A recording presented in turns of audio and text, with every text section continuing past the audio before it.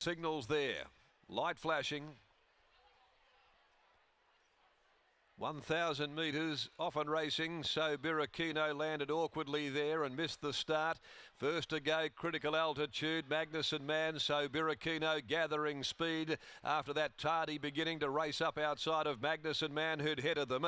Payroa Lad settled down on the inside fourth, being closely followed then by Madam Kisses, who's going to follow Critical Altitude. Then Straken, who'd settled back down on the inside second from last in front of Something Ready, but it's Magnuson Man who leads them 500 from home.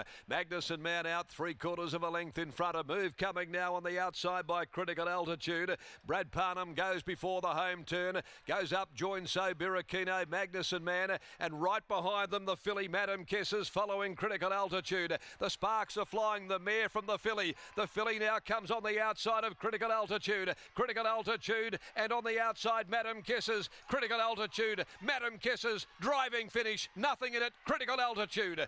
Critical Altitude might have won in a short half head.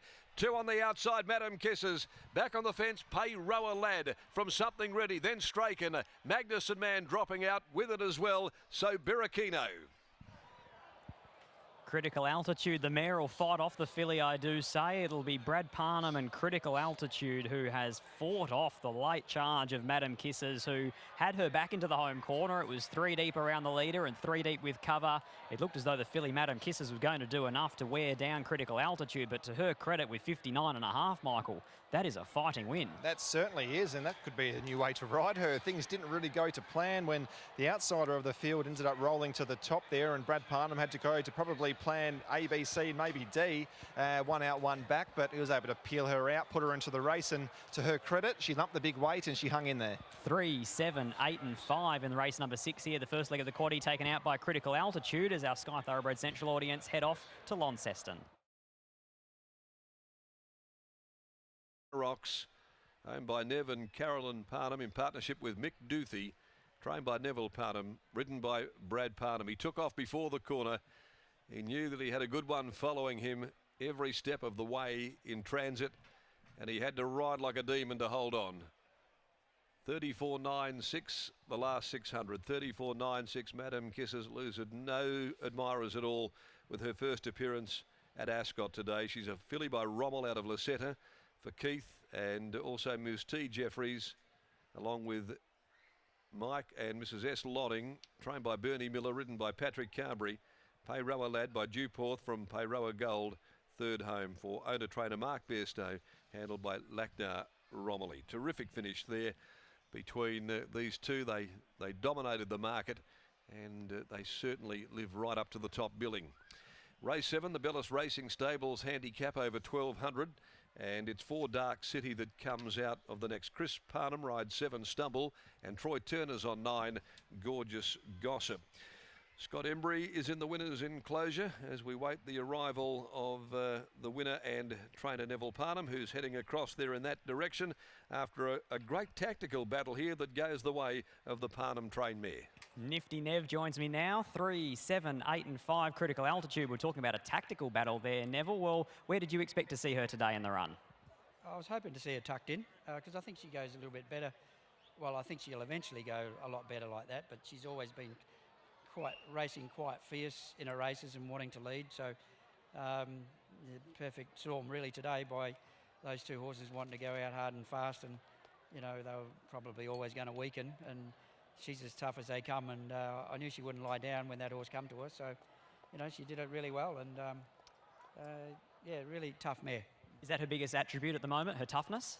I'd say so. You know, like I think she's got the ability to sort of get to a bit better level than this, but I think she'd win a graduation type race on a Saturday at the right time, the right time and the right day. But the circumstances going to her, but she's done a good job. And Brad used his initiative and took the trail, and then he was able to sort of just cruise up outside them, knowing they were probably going to weaken. And yeah, but you know, when the horse come to her, I knew she'd dig deep. She's a pretty tough competitor. 59.5, it's no small effort, even if it is over the 1,000. Now, what about fast forward 24 hours to the WA Sires? How's Snowdome tracking? Couldn't be better, yeah. He's going really well, and he was a good winner last Saturday. expecting him to front up tomorrow in really good order. He certainly hasn't taken any harm from the run, and I guess everybody would probably question whether 1400 is too far and the way he sort of goes, but I think it's the time to try, and off the back of a run the week before to sort of hopefully take a bit of that sort of keenness out of him. But even if he has to lead, it's not going to bother me, but that'll be up to Brad tomorrow to sort of sort out what he wants to do. But he's drawing a good gate to sort of take a trail or lead, so that'll be his call. Congratulations here and best of luck for tomorrow. Thank you. There's Neville, and we'll go across to Bradley Parnham, who's with Michael Heaton. Yes, Brad, looked the likely leader on paper, but it didn't really pan out that way. What was going through your mind through the early stages of the race? Yeah, I jumped well enough to lead, and I was actually keen to lead, but the pressure sort of outside me, it was just a little bit too much, and I felt like for me to get to the lead, I was just going to have to keep working too hard. So I eventually handed up, but sort of as soon as I handed up, I had to come out pretty early because they got there and then they weren't really taking me any further. So I ended up getting back to the lead in the straight pretty easy.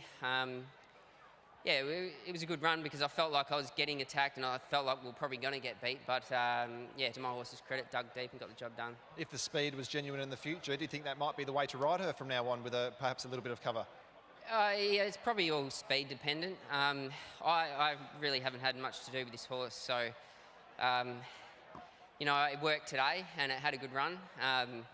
But yeah, if it lobs in a race where there's not much speed, it's probably is going to lead. But yeah, race again like that could sit.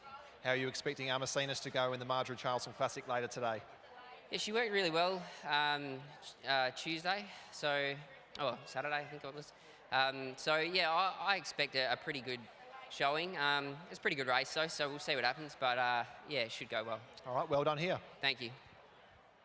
Parnham 3, 7, 8 and 5 after the first leg of the quaddie, and of course a shout out to Stevie Parnham, who's fighting his way through another collarbone break. So hopefully we'll see Stevie back in the saddle sooner rather than later. 3, 7, 8 and 5 after race 6 at Ascot. I wish I could tell what's going